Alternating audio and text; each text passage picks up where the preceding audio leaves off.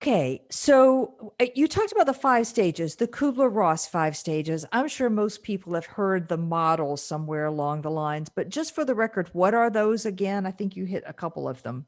Yeah, if I were to kind of walk through them in the way that they are typically experienced, it usually begins with a certain amount of denial. Um, it's also, you could call it shock, you could call it disbelief, but denial is typically the first stage of that grief model, followed by anger. We then typically move into some state of bargaining, which is then usually accompanied by a state of depression. And somewhere down the line, there will eventually be a state of acceptance.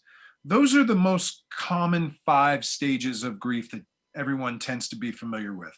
There is kind of an unofficial sixth stage, if you will, um, what I like to refer to as a sixth stage anyway, and that is sharing what you have learned with others. That is when you really know that acceptance has been reached. And although you may revert from time to time back into states of depression and back into states of bargaining, when you begin to share what you've learned with other people, that is the beginning of a healthy place to be in. It means that you are utilizing the grief that you had internalized for so long, and you're now beginning to use it as a learning experience for other people to help other people, right? Right.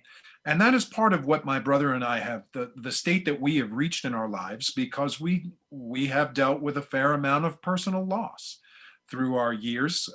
He and I are the only two immediate surviving members of our family. We are at the top of our family tree.